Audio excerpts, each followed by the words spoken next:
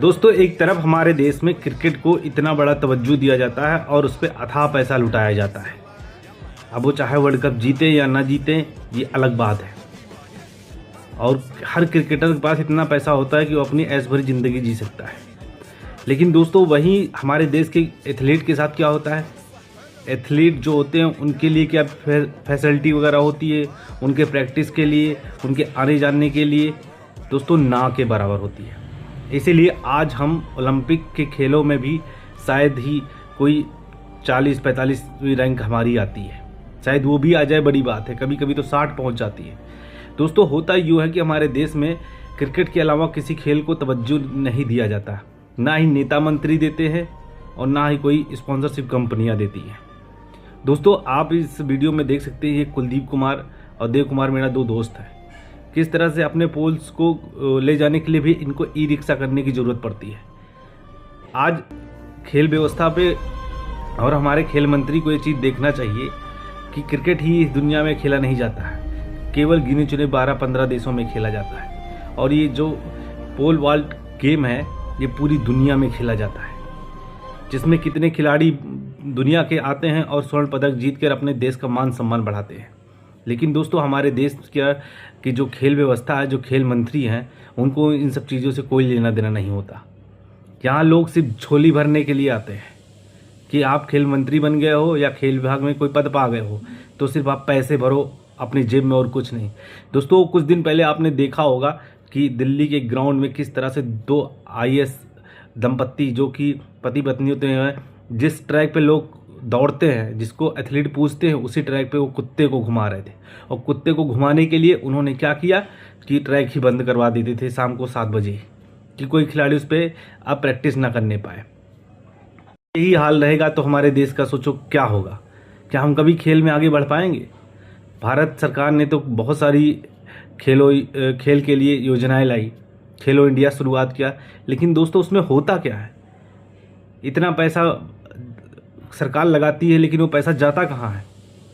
हर कोई खिलाड़ी है जो एथलीट वाले होते हैं, बेचारे 125-25 रुपये का टिकट लेके वो जाते हैं बाहर खेलने के लिए।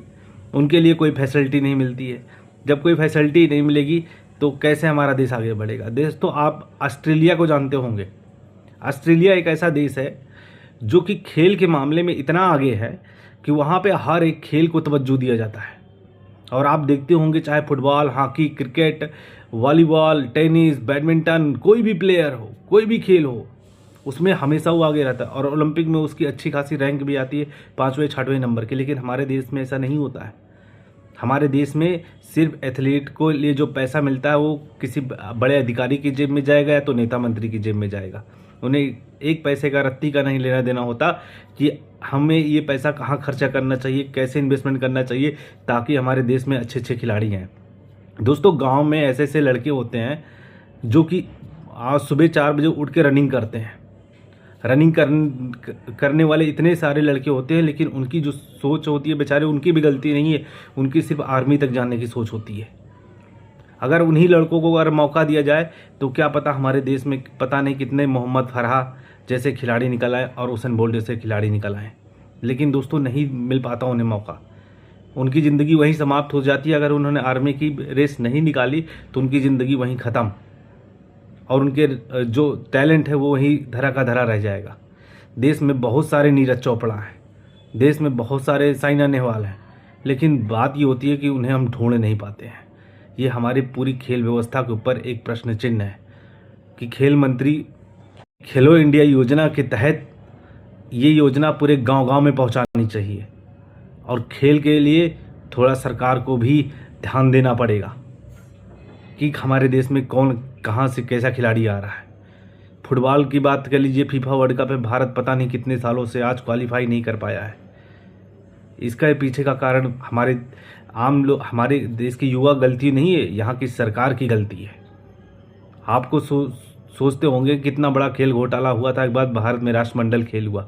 सिर्फ हमारा देश घोटाला करने के मामले में जाना जाता है, ना कि किसी बड़े खिलाड़ी को निखारने के मामले में जाना जाता है।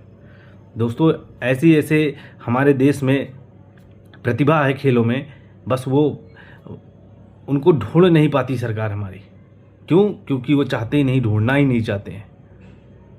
दोस्तों आज हमें एकजुट होना पड़ेगा और अपने देश में हर एक खेल को आगे लाना पड़ेगा और उस पर सरकार को भी काम करना पड़ेगा। और मेरी सरकार से यही अपील है कि आने वाले टाइम में अगर भारत को स्वर्ण पदक या ओलंपिक में टॉप पे आना है तो उसके लिए चाइना जैसी मेहनत करनी पड़ेगी और सरकार अपनी योजनाओं को लागू करे जिससे गांव-गांव शहर तक ये पहुंचे।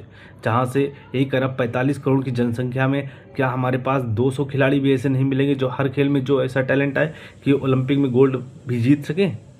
लेकिन दोस्तों सरकार अगर ऐसा करेगी तो एक दिन हमारा सपना ज़रूर पूरा होगा, लेकिन इसके लिए सरकार को कड़ी मेहनत करनी पड़ेगी। सबसे पहले उन्हें अपना घोटालेबाजी का काम छोड़ना पड़ेगा, अधिकारियों को अपना काम करना पड़ेगा। अपनी जेब भरेंगे तो कहाँ से देश में बड़े बड़े एथलीट आएंगे।